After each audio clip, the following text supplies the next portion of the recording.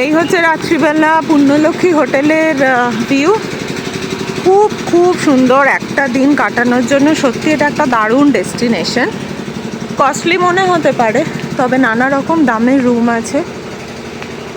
নিজের সুবিধা মতো সেই সব রুম টুম দেখে নেওয়াই ভালো। আর কার পার্কিংয়ের এত সুন্দর জায়গা আছে, ভেতরে গাছপালাও একদম অজস্র। তো একটা সামারি দিয়ে দিই। সকালবেলা আমরা 9:30টায় বেরিয়েছি, 12:30টায় ঢুকেছি। এতক্ষণ লাগে না, আমরা অনেকবার রাস্তায় দাঁড়িয়েছি বিভিন্ন কারণে। যাই হোক, তো মোটামুটি 1.5 থেকে 1.25 ঘন্টা লাগে এখানে আসতে। আমরা এসছি 3 বন্ধু মিলে এসছি। ওমেন্স ডেতে ওমেন্স ট্রিপ চলছে আমাদের। এই হচ্ছে লন। সন্ধ্যাবেলা জাস্ট অসাম লাগছে, অসাম।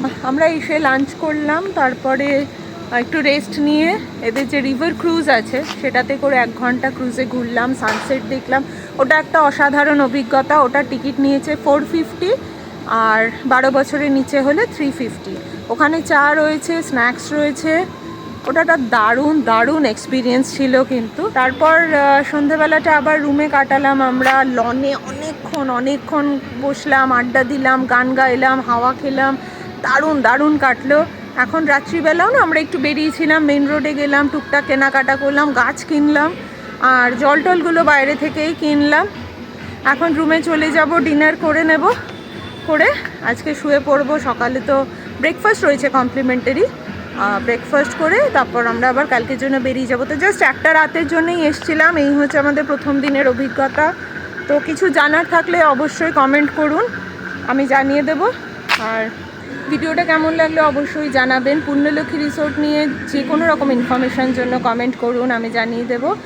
আর চ্যানেলটা সাবস্ক্রাইব করুন, ভালো লাগলে জানান, না লাগলেও জানান।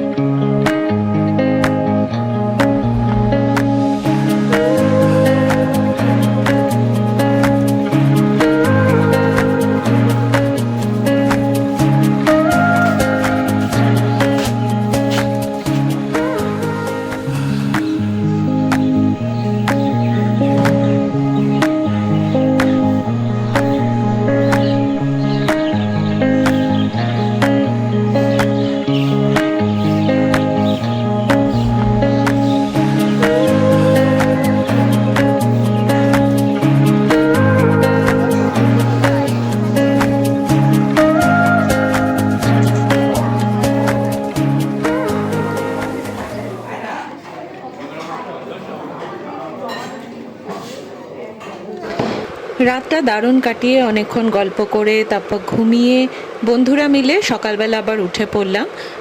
কমপ্লিমেন্টারি ব্রেকফাস্ট ছিল আমাদের 4 জনেরই। টাইমিং ছিল হচ্ছে 8টা থেকে 10টা। তো আমরা প্রায় 9টা, সোয়া 9টা নাগাদ নিচে নামলাম। আর খাবার জায়গাটা বেশ ভালোই ভিড় ছিল, সেই জন্য খুব বেশি ভিডিও করিনি খাবারের বা লোকজনদের। তবে আমরা বেশ পেট ভরে আর মন ভরে ব্রেকফাস্ট করেছি। অনেক অনেক কিছু ছিল, আর সব কিছুই কিন্তু খুব ফ্রেশ ছিল।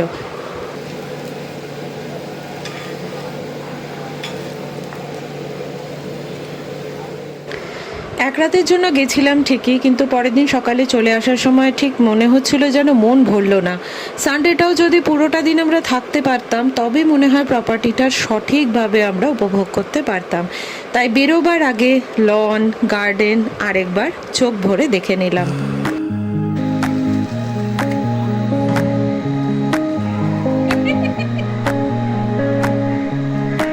এটা ঘুরছে এখন।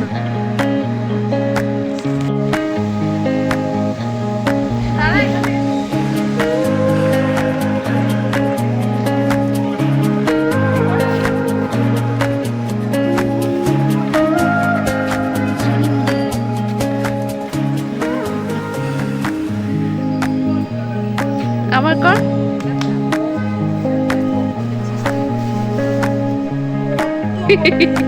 পুরো ফাঁকা করে দিস না, পুরো ফাঁকা করে দিস না।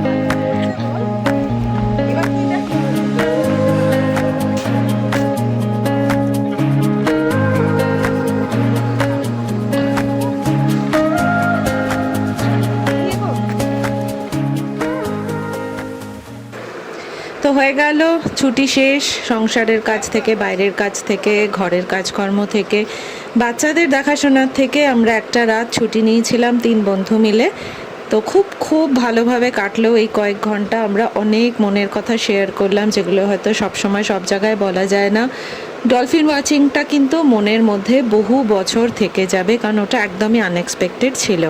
আর হ্যাঁ, যা হয়, একটা ট্রিপ শেষ হতে না হতেই এরপরে আর কোথায় কোথায় আমরা যেতে পারি 3 বান্ধবী মিলে, সেই প্ল্যানও কিন্তু বেশ ভালোভাবেই করা হয়ে গেছে।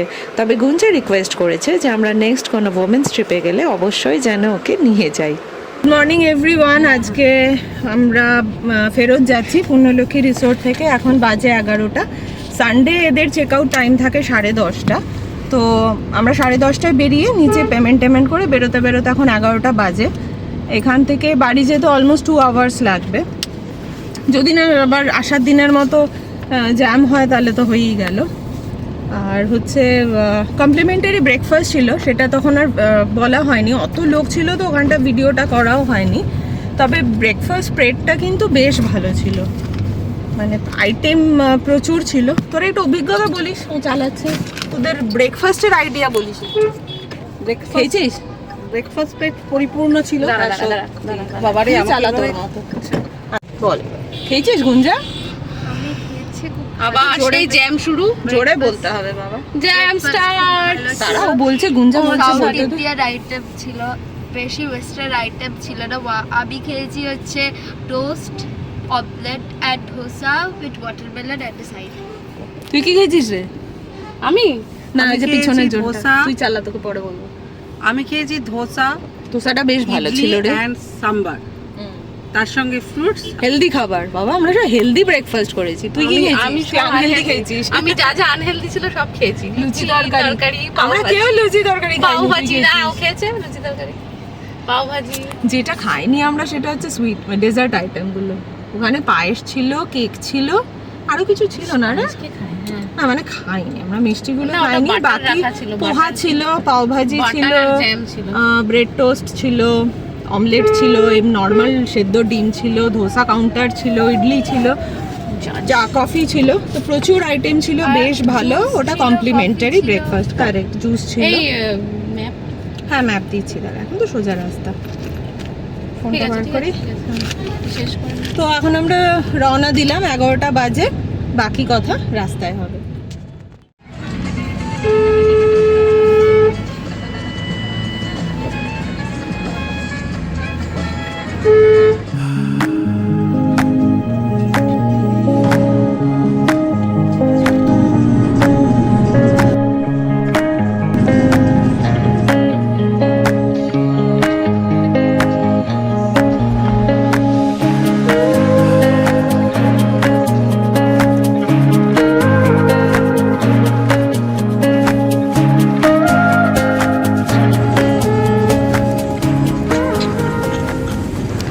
ব্যাস আর কি, পৌঁছে গেলাম আবার যে যার গন্তব্যস্থলে।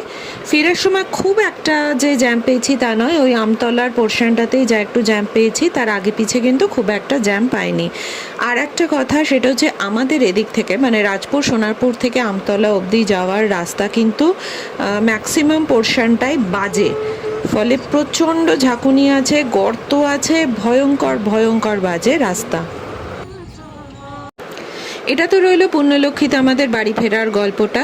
প্রথম দিন যাওয়ার অভিজ্ঞতা এবং সারাদিন পুণ্যলক্ষ্মীতে কাটানোর অভিজ্ঞতা কিন্তু পার্ট 1-এ দেয়া হয়ে গেছে। সেই ভিডিওর লিঙ্কটা আমি কমেন্ট বক্সে, ফার্স্ট কমেন্টে দিয়ে রাখবো, আর ডিসক্রিপশন বক্সেও কিন্তু ফার্স্ট পার্টের লিঙ্কটা দিয়ে রাখবো।